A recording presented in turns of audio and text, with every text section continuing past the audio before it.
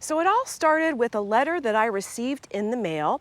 A little bit of backstory. I live in Henderson, Nevada, but I also own a home in Mojave County, Arizona. In Arizona, I use an electric company called Mojave Electric Cooperative, or MEC for short. Now, a couple of weeks ago, I received a letter from the MEC, and it outlined 3 reasons that are beyond their control of why we may potentially see increased electric bills this coming summer or the remaining summer, which is no shocker. Everything is going up.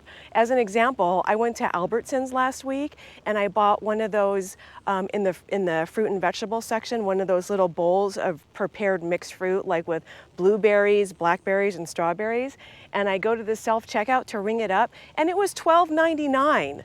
I mean, I don't know if that seems like a lot to you, but $12.99 for this small little bowl of fruit. And that wasn't even organic. But anyways, so I have a copy of the letter with me, and I'll show you in a minute. But if you've been watching videos online about the Hoover Dam and the possibility of Lake Mead hitting dead pool and therefore not being able to produce any of its hydroelectricity that it supplies to 3 states, then I thought you would definitely find this interesting about California. And apparently what I'm going to mention is not new news, but it is new news to me, and it was also very shocking.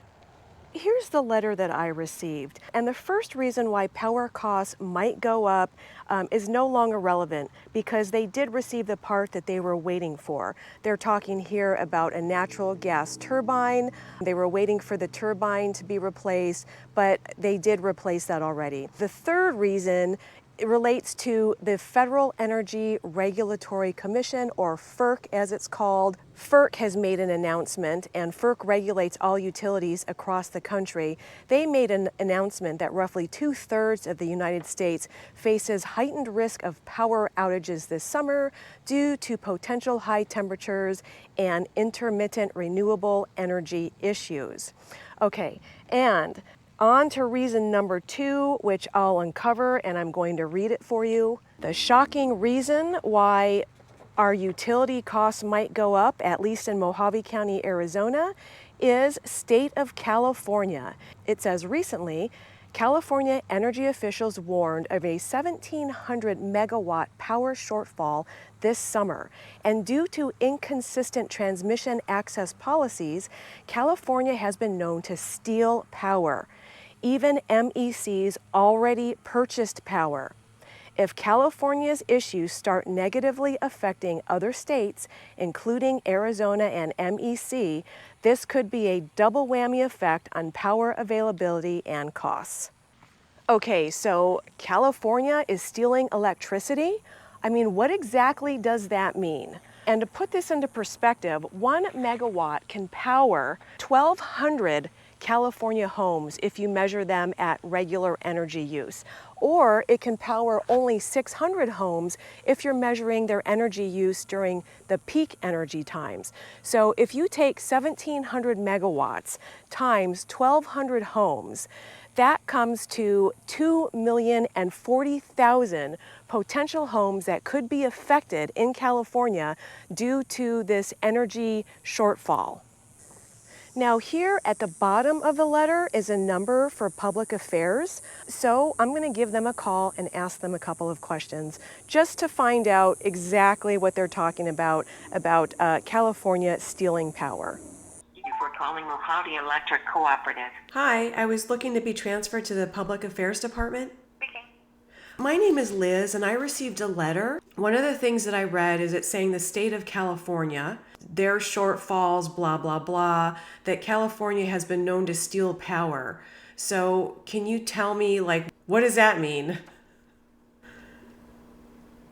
Okay, well, going back to the letter, so in terms of California, they're so large in terms of kind of how much power they purchase. This is where you can buy power from anywhere in different markets across the country and quote unquote have it transferred. And so it's one of those that California in the past, and they've been sued over it actually, if they have such a shortfall and they're going to experience a blackout, have stopped the power from transmitting from California to other markets and have used it. But also, like, if Arizona were to purchase power from Washington and the power has to transport through California, California has been known to keep the power. Is that legal, or I mean, are they allowed to do that? Well, that's why they got sued, and it was taken under consideration by the Federal Energy Regulatory Commission. Was there an outcome? I don't know the outcome of the lawsuit, but I know that the FERC has been looking at different policies to essentially make sure that people who buy their power receive their power. Well, there you have it. I mean, California has been known to do this before and has even been sued, but the outcome is what? Is it pending? Is it resolved? Is it disappeared? I mean, who knows? And I did find an article that is about a year old that talks about, it's titled, California Seizing Electricity from Other States. With state and federal commissions involved, it all sounds pretty politically operated, and that's all I'll say about that.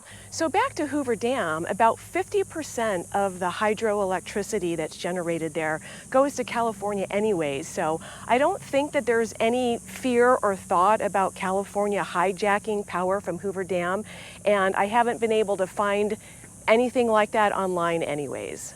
So what are your thoughts about this California information? And don't forget that California is planning on doing away and eliminating gas-powered vehicles by 2035.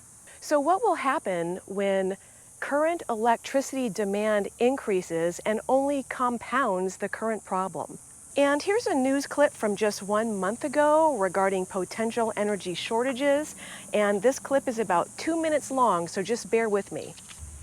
California's power supplies could be tight this summer. There is currently an estimated 1,700 megawatt capacity shortfall. Rolling blackouts hit the state 2 years ago for the first time in nearly 20 years. And they almost happened again last year when grid managers declared a stage 2 electrical emergency. The biggest concern is extreme heat events that stress the power grid in the evening hours when solar production drops, but air conditioner use remains high. We want to be prepared as a state. That's why the budget includes spending more than $5 billion to help boost the state's energy supplies.